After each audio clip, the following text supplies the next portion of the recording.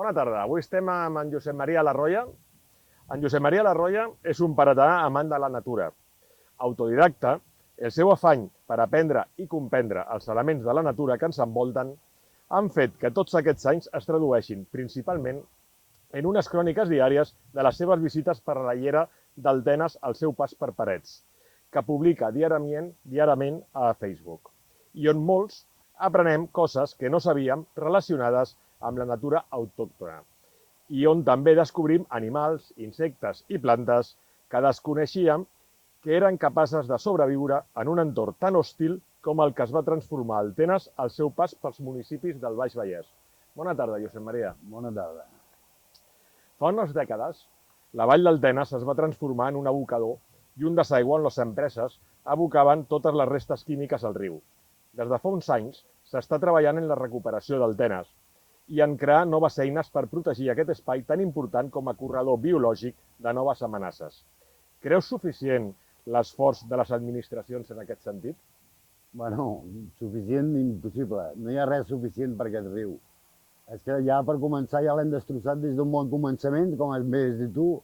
Hem anat abocant coses i de tot i la gent no participava en res. Ara s'han anat fent petites festes, problemes a la gent, i entre els dies no aboqueu això, no feu allò. Ha estat molt bé perquè molta gent s'ha conscienciat, però el que sobretot falta és conscienciació de la gent.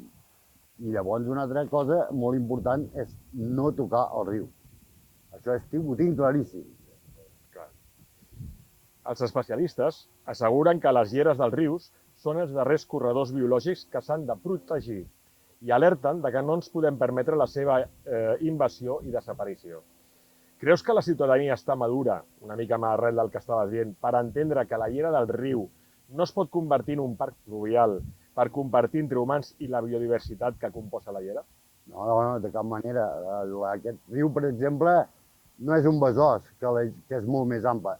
És que és més, el besòs és un riu, això és una riera, que és diferent, 100%. No hi ha espai aquí per humans i persones. Pot baixar algú esporàdicament, encara que baixi un gosset tampoc passaria res, però en moments molt puntuals i sabent el que es fa. Esclar, això està claríssim. En aquests moments, Parets està patint les obres del desdoblament de la C-17, aquí damunt d'on estem ara mateix, antesala per iniciar una de les diferents fases del PDU del circuit, el Pla de Desenvolupament Urbanístic, on l'agressió al territori és més gran en impacte en ciment que l'Eurovegas de Salou i que afecta a Parets, Granollers i Montmeló. Amb un riu on comparteix per una banda la propera pressió urbanitzada dels pobles i per l'altra la proximitat dels polígons, creus que el Tenes pot suportar les conseqüències de les diferents amenaces que es transformen en una pèssima qualitat de l'aire que, segons les publicacions oficials diàries, superen els mínims recomanables i en una contaminació acústica produïda de l'encerclament cada cop més asfixiant de les diferents infraestructures viàries i de les curses del circuit? Dit d'una altra manera, d'una forma més clara, podrà la biodiversitat del Tenes, inclús els seus habitants humans, no patir danys a la salut a curt termini per la contaminació acústica i de la qualitat de l'aire? No, jo crec que no. Això és una cosa que el que estàs dient és inviable. La biodiversitat que hi ha al riu està pressionada totalment per la gent del poble i per les seves cloaques, que moltes encara aboquen aquí a la llera. El polígon industrial també hi ha molts abocaments que encara jo veig que estan incontrolats i no van directament a la depuradora com haurien d'anar. I, evidentment, la gent no és gens cívica per baixar baix al riu al 100%. Destrossen nius, i a més ho fan sense adonar-se en compte. I això és una cosa que a mi em té molt preocupat, perquè si antigament els nostres avis sabien molt més bé el que es feien a l'hora de baixar el riu que nosaltres mateixos ara, amb tots els desenvolupats que sembla que estem. Sembla mentida, però és així. Correcte.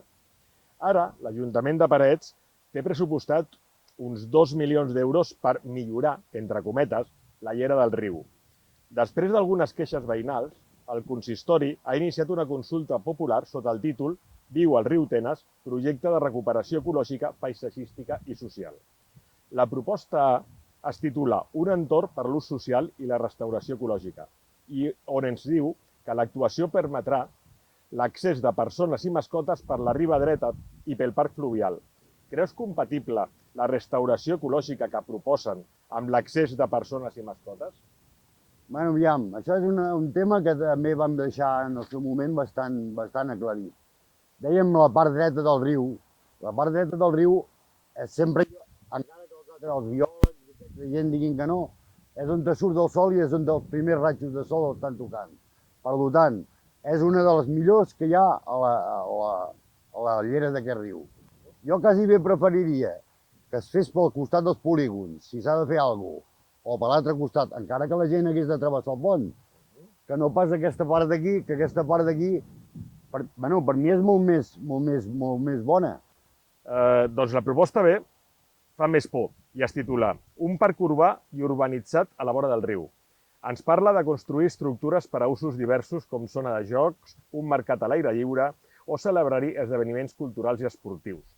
Tot això amb l'accés de persones i mascotes obert i il·limitat.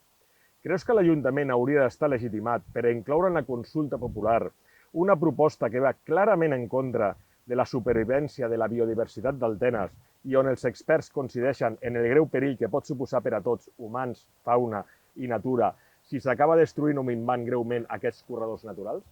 No, jo penso que no estan ni preparats, ni molt menys, perquè no saben ni el que hi ha aquí a la vora. Aquests voltants hi tenim eriçons, tenim guineus, fins i tot senglars.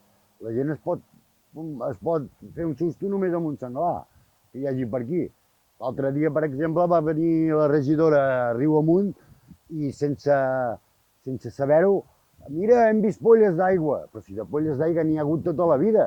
El que passa que ara us heu donat compte perquè ho heu deixat sense herba, però això no és que no hi hagi sigut. Igual que els eriçons. Molta gent em pregunta, aquí hi ha eriçons? Els ensenyo un, la seva vida, les seves costums.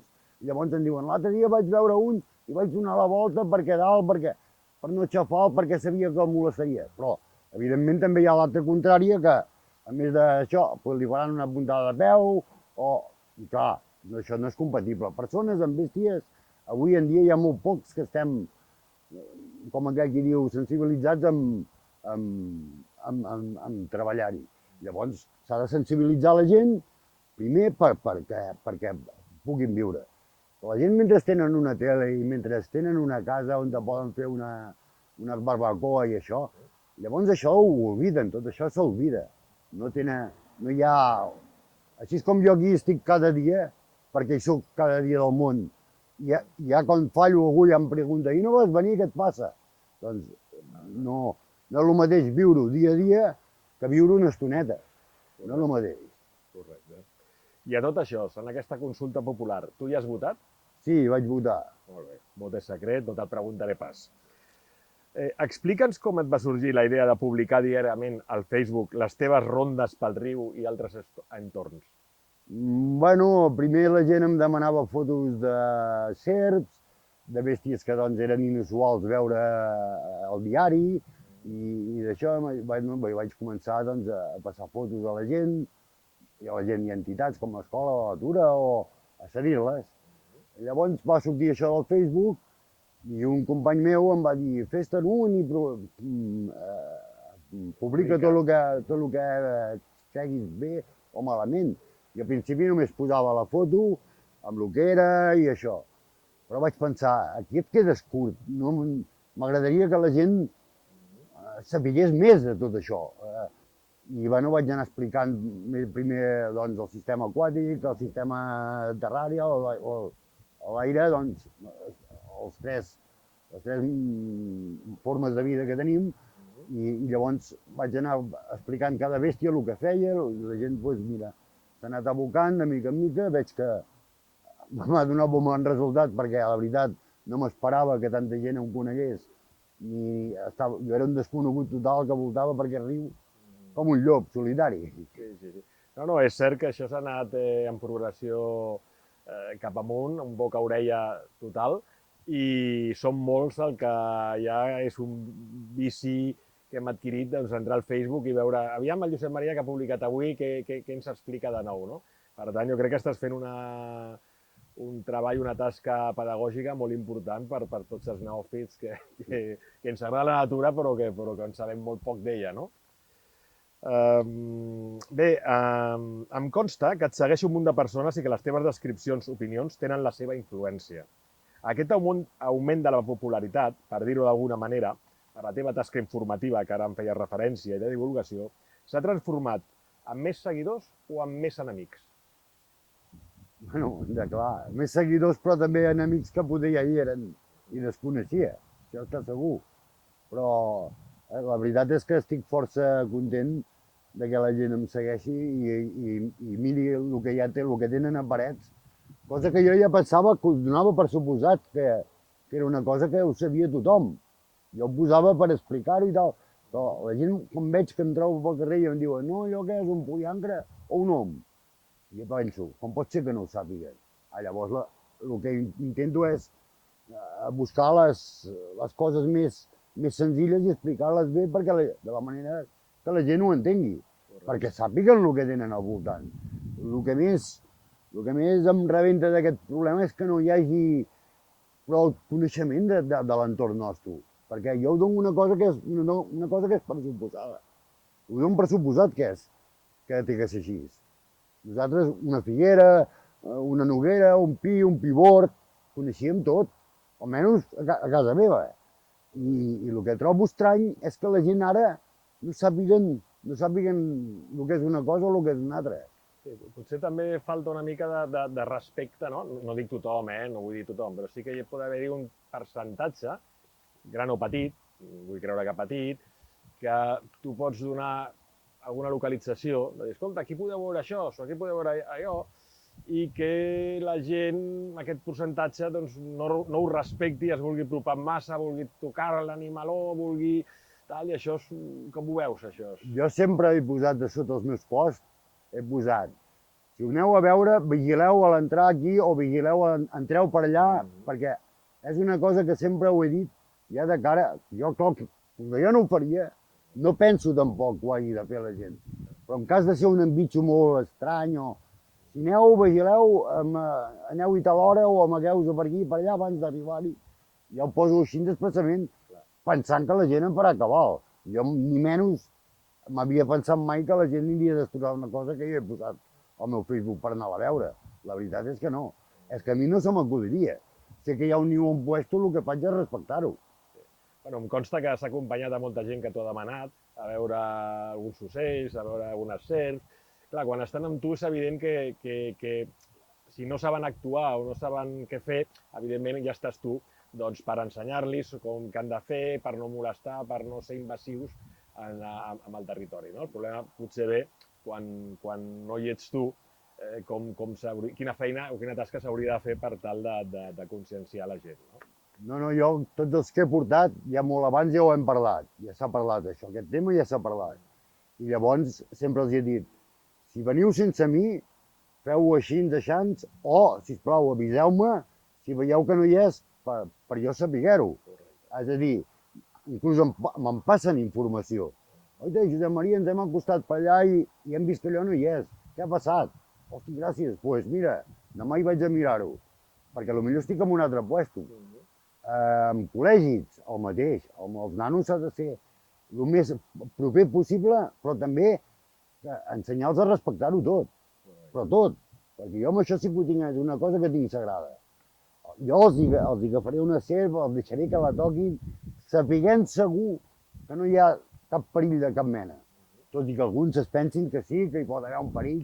Estan tots firmats pels seus pares, els que venen a mi, firmats pels seus pares, que si passa alguna cosa o hi ha algun inconvenient, que entràvem al parc, per dir-ho d'alguna manera. Bueno, inclús em penso que t'han cridat d'alguna fàbrica de per aquí, que se'ls havia colat una serp i tot, oi? Sí, sí. Fàbriques, una peluqueria, puestos aquests... Ja fas rescats i tot. Rescats, sí, rescats. Bueno, és el que he fet de sempre, això. Dintre pous, de les cases de pagès, això és molt sovint, a dintre fàbriques, el Recadero Grau l'altre dia mateix, en tenia una dintre un prestatge, Doncs clar, tothom espantat. Qui van pensar? Amb el Josep Maria. Vale, doncs ja vinc. Jo els llibres hi dic, crideu a l'Escola de la Natura o als Protecció Civil. Amb els de Protecció Civil hi tenim un bon vincle, i llavors ells em venen a buscar a mi i em porten a mi. I ells ja saben, com que ells saben on jo sé que es pot deixar anar una set blanca o una set verda, perquè si no m'ho han d'estar preguntant, llavors jo ho deixo anar. O un aràcnid, o el que sigui. Sí, correcte. Per conscienciar els nostres veïns de la fragilitat de la llera del riu, creus més en l'educació o en la repressió? Podríem prohibir o en educar? No. Educar és essencial, sempre ho he dit. Sempre que m'han dit de prohibir, no, esteu equivocats, no es pot prohibir les coses. A mi m'han prohibit moltes coses, i poder això, per això he sigut tan animal tota la meva vida. No es poden prohibir les coses. S'han de conscienciar la gent i explicar-los per què i com i a quina època es pot fer una cosa i a quina època no. Cosa que llavors l'Ajuntament tampoc ho respecta, perquè ja ho veus, estan tallant herbes quan no toca i estan tallant arbres quan no toca. Vull dir, això, els que més haurien de saber-ho no ho saben, contra més la gent del carrer. Correcte. Per acabar, encara que hem de procurar baixar la llera el menys possible, més que res perquè en som molts, si ho fem, quin consell ens donaries per ser el menys invasius possible? Primerament, passar per allà on no puguis molestar ningú, això per començar. I no tocar res, ni arrencar una canya tan sols, perquè tu estàs arrencant una canya i estàs portant el rizoma d'un costat a l'altre, cosa que a la gent li sembla normalíssim, va un bastó per passejar. Estàs escampant la llavor per tot arreu. I diu això, una altra herba que pugui ser invasiva. Si no saps ben bé el que estàs tocant, no pots tocar res de la llera. Pots passejar amb les mans a la butxaca, mirar aquí i allà, sempre i quan, doncs això, en temps de niació, sobretot respectar-ho. Però, sobretot, clar, qui no vol estar sota una ombra d'un arbre al costat del riu? Si és el més sa que hi ha a la capa de la terra. Relaxant. Doncs, clar, fem-ho d'una manera bé, entre cometes. Correcte. Doncs molt bé, Josep Maria, t'agraïm molt que s'hagis dedicat part del teu temps en aquesta entrevista. Estem molt contents que hagis acceptat. I res més, ja anirem veient per aquí el riu i seguint-te les publicacions de Facebook. Gràcies. A vosaltres.